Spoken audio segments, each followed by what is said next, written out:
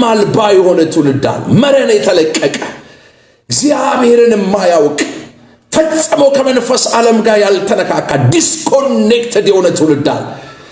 መረን የተለቀቀ ህልምና ዓላማ የሌለው ባተሌ የሆነ ትውልድ ቀኑን ሙሉ ቂጡን ድንጋይ ላይ ሲያሽ የሚቀመጥ ጸጉሩን እየፈተለ ከሚገባ ከሚወጣ 10 ሳንቲም የሚለቅም ከእንደዚህ አይነት ህልም አልባ ከሆነ ትውልድ ህልማቸውን ገለው ራያቸውን ቀብረው የእናንተን ህልም ለመግደል ራያቸውን ለመቀበር ከሚተጉ ሰዎች እግዚአብሔር አምላክ በዚህ ማለዳ በኢየሱስም ይለያቸዋል። እግዚአብሔር አምላክ ለተሻለ ነገር በኢየሱስም ይወስዳቸዋል።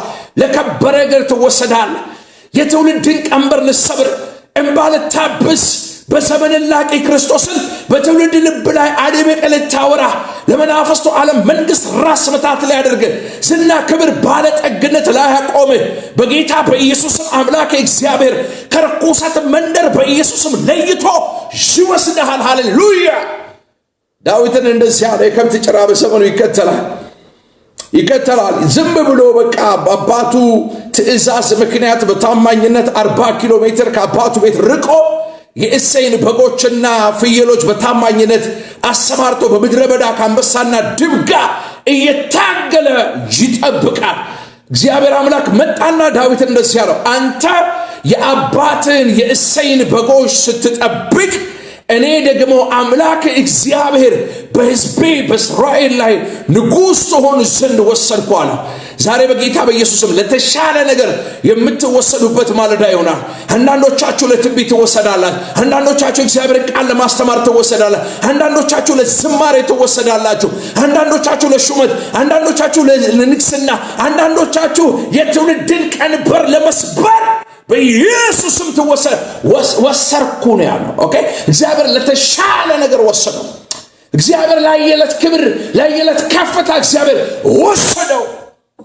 ህልም አልባ ትውልድ መረን የተለቀቀ እግዚአብሔርን የማይፈራ 24 ሰዓት ርኩሰትና አመፅን የሚያሳድድ ትውልድ መካከል እግዚአብሔር አምላክ እንደ ተወርዋሪ ኮከብ ሳይሆን በሰማይ ጸንቶ በርቶ ደምቆ እንደሚታየው ኮከብ እግዚአብሔር ያደርጋቸዋል። ይኸውላችሁ በሰማይ 2 አይነት ኮከብ አለ። አንደኛው ኮከብ በራሪ ኮከብ ነው። አንደኛው በላይ በሰማይ ከሰማይ ጋር ከተፈጠረበት ሪሶርስ ከምንጩ ጋር ተጣብቆ ለሺህ ዓመታት ደምቆ በርቶ የሚታይ ኮከብ ነው። በሁለቱ መካከል ከፍተኛ የሆነ ልዩነት አለ። ይሄ ይኸውላችሁ ይሄ ስታር ኮከብ ተቀለ የሚተኮሰው የሚወረወረው ኮከብ ብልጭልና የሆነ ቦታ በርቶ ይታይና ጨልም ይላል። ያ ግን ከምንጩ ጋር የተጣበቀው ኮከብ ለዘላለም በርቶ ደምቆ ስፍራውን ሳይለቅ ባለበት ስፍራ ሻይን እያደረገ ይቀጥላል። ወዳጅ እግዚአብሔር የጠራ እንደ ተወርዋሪ ኮከብ ለሆነች ሲዝን፣ ለሆነች ወራት፣ ለሆነ ዓመት፣ ለሆነ ቀን፣ ለሆነ ሳምንታት በርተ እንድትጠፋ ሳይሆን ከምንጭ ጋር ተጣብቀ ለዘላለም በትውልድ ልብ ላይ ያለውን ጨለማ እየገፈፍ ብርሃን ሆነ እንድትታይ እግዚአብሔር ጠርቷል። in Jesus mighty name hallelujah. if you are connected with your God he will never be destroyed. የጋን ውስጥ መብራት ለመሆን አልተጠራም። አንተ የምታበራው በመቅረዝ ላይ ለመቀመጥ ነው። በቤቱ ላለ ግራ ለገባ ለሚደናበር ሁሉ የብርሃን ምንጭ ሆነ ለመቀጠል ነው። ኢየሱስ ያድናል። በኮቦር ወንዝ መካከል ሳለው አለ የእግዚአብሔር መንፈስ ወሰደኛል። አንተ መንፈስ ይወስዳል፣ መንፈስ ይሾማል፣ መንፈስ ይቀባል፣ መንፈስ የትውልድን ቀንበር ይሰብራል፣ ማዕፀንን ይከፍታል፣ ዕውሩን ያበራል፣ ዲዳን ያናግራል፣ ጎባጣን ያቀናል፣ ለምጻምን ያነጻል፣ ሽሞትን ይቀሰቅሳል። መንፈስ ወሰደኝ። በኮቦር ወንዝ መካከል በባርነት ቤት ሳለ በ30ኛው ዓመት የእግዚአብሔር መንፈስ በመንቁራቁር ወደ ሕዝቅያስ መጣ። ወደ ሕዝቅኤል መጣ። የሰማይ አምላክ እግዚአብሔር ሕዝቅኤልን በባርነት ቤት በባቢሎን ሳለ እግዚአብሔር አምላክ በዝግባና ሊባኖስ ላይ በደረቁ አጥንቶች ላይ በሞተ ሬሳ ላይ በተበታተነ አጥንት ላይ ትንቢትን ሊያናግረው የልዑል እግዚአብሔር መንፈስ ከባርነት ቤት ወሰደው። ጮናስ እግዚአብሔር ይወስደኛል በለኝ።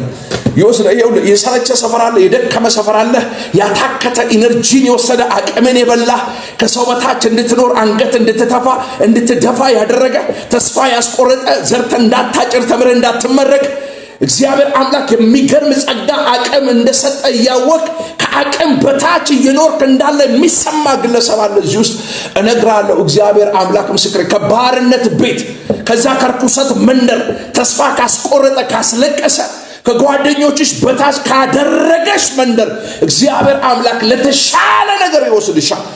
በኮቦር ወንዝ መካከል በባቢሎን በባርነት ቤት በዛ ተስፋ በሚያስቆርጥበት የስጋም የነፍስም ባርነት ላቸው ላይ ተጭኖ ባሉበት በዛ በባርነት መንደር ውስጥ እያለ እግዚአብሔር አምላክ ለነቢያት መንፈስ ወሰደው። እግዚአብሔር በትንቢት መንፈስ እንዲያገለግል እንደምታውቁት የካህናት ዘር ነው፣ የሌዊ ዘር ነው። የመቅደሱ አካባቢ አገልግሎት ምን እንደሆነ በጥንቃቄ የሚያስተውል የሚያውቅ መቅደስ አካባቢ የማይጠፋ ሰው ነው። እግዚአብሔር አምላክ ሕዝቅኤልን በትንቢት መንፈስ በነቢያት ስፒሪት በተራራና ኮረብቶች ላይ ትንቢት ሊያናገር ዝግባና ሊባኖስን ሊያወራ ንፋሳት ሊታዘዙት የነገስታትን ምስጢር ሊገልጥ የቤተ መቅደሱን ነውር አደባባይ ሊያወጣ በሞተ አጥንት በተበታተነ አጥንት ላይ ትንቢትን እንዲናገር እግዚአብሔር አምላክ ባርነት ቤት ወሰደው። ይወስድሃል እግዚአብሔር እኔንም እንደዛ ነው የወሰደኝ። ከአመፅ መንደር ከዱርዬነት ከጫት ሰፈር እግዚአብሔር ከማይከብርበት እርኩሰትና አመፅ ከነበረበት ከዛ ከእርግማን ሰፈር እግዚአብሔር አምላክ መጣና እንዲህ ቃሉን በአደባባይ እንዳወራ የትውልድን እንባ እንዳብስ እግዚአብሔር አምላክ ለተሻለ ነገር ወሰደኝ። እግዚአብሔር አምላክ ይወስዳል። ግራ ከገባ ካስጨነቀ ከፍራፍራት ከሚል ሰፈር ከዛ ከተጣልክበት ከተገፋህበት ተስፋ ቆርጠ እጅና እግርን አጣምረ ከተቀመጥክበት መንደር እግዚአብሔር አምላክ ይወስዳል።